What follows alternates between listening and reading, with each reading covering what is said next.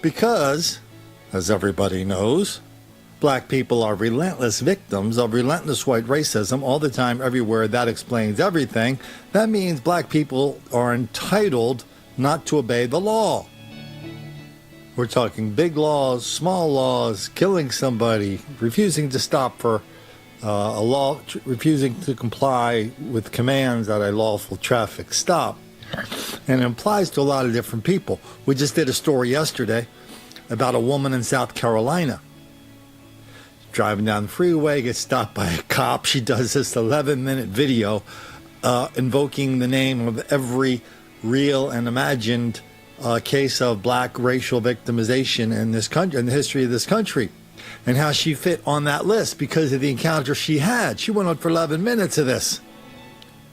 Then the cops released the video. We show a 4-minute video of the guy coming up, knocking on the door, saying, "Hey, you're speeding." Yeah. Then here's your ticket. And she goes, "Well, I don't want to take the ticket. I don't want to sign it." And so she signed it. It was like nothing. It was a big nothing burger. Thank God for these cameras. Thank God for the camera in this case, where this guy we're watching is not just a man of the Lord, a minister. He's also the chairman of the Civilian Oversight Committee of the Baltimore Police Department, which everybody knows is always hassling black people for no reason whatsoever, always arresting black people for no reason whatsoever. And that's why there's so much crime in Baltimore, is because of cops arresting black people for crime. No, I don't make this up. I'm just telling you what they say. Here's the latest example from Charm City. Sir, Sergeant McGowan, Baltimore City Police. This interaction is being recorded. I need your license and registration. Sir, you saw me drive. I need your license and registration, sir. Are you refusing to give me your license and registration, sir? Are you refusing to give me your license and registration, sir? It's a lawful order. I'll give it to you in 1 second. I need your license and registration, sir. That is a lawful order. All right, let me get another unit up here. He's refusing to give me his license and registration on camera, and now he's picking up his phone. Hang up your phone and give me your license and registration, sir. It's not a request, it's a lawful order. On the back, 200 block out. Sir, I'm giving you a lawful order. Your license and registration now. Copy. I'll bring it on the ground. You don't have the option to refuse that lawful order, sir. Dr. Kushner, call Ed, please. Sir. Call Ed, please. Sir. He won't let me use my phone. Call Ed. Sir. You got Ed's number? You need to provide me with your license and registration. Ma'am, you're standing in the middle of the street. You need to step up to the curb. License and registration, sir. It's not a request. It's a lawful order. So now I need your license so I know who I'm talking to. See, it works both ways. Let me get your license now. Sir, you don't have an option. This is not lawful in any manner. You don't have an option, sir. License and registration. You can put your hands on the car, sir. I need your license and registration. You recording? Can you give KGA the tag? Oh, you're already running the tag?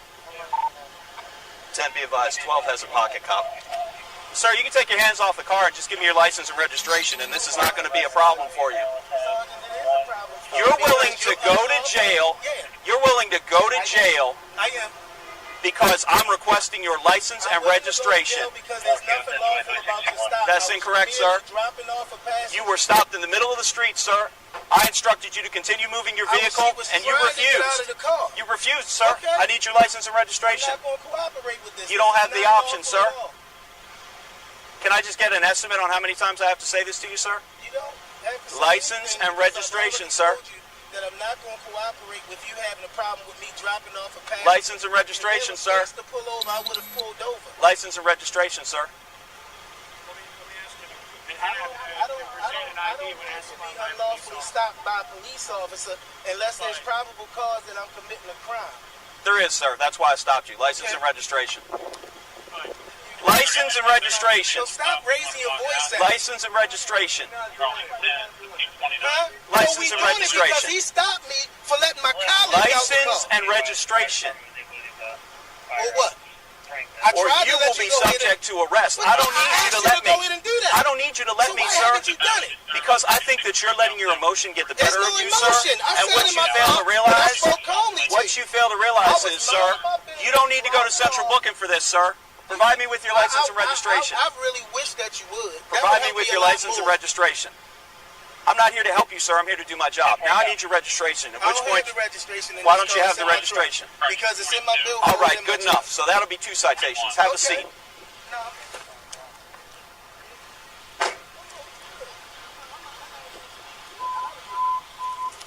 Hold on to that for me. How do you pronounce your last name? Is it McKinstry? Mr. McKinstry. Got several citations for you to sign. I'm going to explain what each one is first, and then I'm going to have you sign them. First one, the probable cause for me stopping you, the lawful reason that I pulled you over today, is Article 21, 1001B, causing standing vehicle to obstruct free vehicular passage of roadway. That is a $60 fine. You have the right to come to court on that. I'll explain how you do that if you so desire. That's ticket number 1. That's called probable cause. Ticket number 2 is what you did after the fact. Failure to display license on demand. That's a $50 fine. You have the right to come to court on that. That one's so common it's even printed right on the ticket. Third ticket. Failure to display registration card on demand. That's a $50 fine. You have the right to come to court on that. And the final one, Article 21-103A, willfully disobeying lawful order, direction of a police officer. $290 fine. You have the right to come to court. You can start at the back and sign going forward. What I need you to do is sign in the gray box. Signing is not an admission of guilt. You're simply stating you received a copy of the citations, which you will after you sign for them. You can Press firmly. sign on there and just give me the tickets. I'm sorry, sir, I wasn't done talking. Press firmly when you sign because you're going through several copies, and then you're going to have to go back and sign the other ones. You can write no signature on there and give me the tickets. Negative, I'm not doing that. Are you refusing to sign the tickets?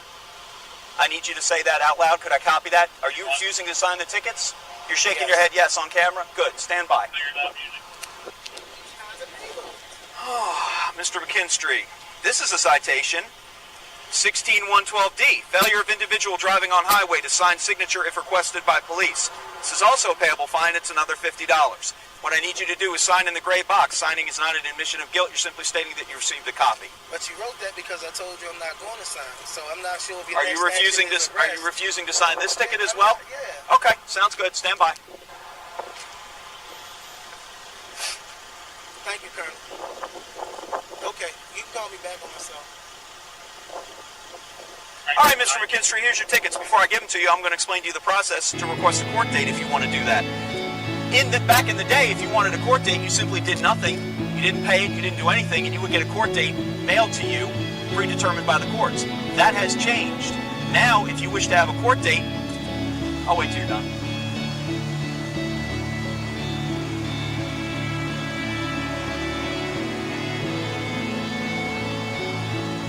Y'all done with your phone? Because I want to make sure you catch all this. Back in the day, if you wanted a court date, if you did nothing, you were assigned a court date by the courts, you got a summons in the mail. Now, if you want to go to court on this, you have to actually request it in writing. The instructions on how to do that are on the back of each of the tickets that I'm giving you. There's your tickets. This yellow sheet of paper that I've asked him to hold on to, it's not an additional ticket. It's what's known as a contact receipt. The federal government requires that I give this to you because I stopped you today. On that, you'll see my information, your information, where, when, and why you were stopped. You'll also notice that I marked off as the actions taken, traffic citation, and I listed the probable cause for the traffic stop on the contact receipt. If you have any questions or concerns, you can look on the back of that receipt, and you can make a phone call as needed. There's your license. You're free to go. Do not stop in the middle of traffic, whether you have your flashers on or not. It's against the law. Have a nice day. Thanks for your cooperation. I don't know why this paragon of justice and virtue decided he had to resign after this encounter. Maybe somewhere deeply buried in the bowels of the Baltimore City Hall, there exists a spark of decency, a spark of common sense, a spark of somebody knowing the cops have to be able to do their jobs in routine situations as well as non-routine situations. And this guy, who was totally not down with that, who believes every cop encounter with one of the fellas is nothing but an act of white racism, despite the miles and miles and miles of video evidence to the contrary. Well, somebody figured out this guy wasn't fit to be in that job. So they're going to replace him with somebody who doesn't really disagree with him, but just has more sense than to come out and say it, to come and act it out on video, even if standing up to the cops during a hoax of a traffic stop, even if standing up to the cops is one way not to make the black kids angry.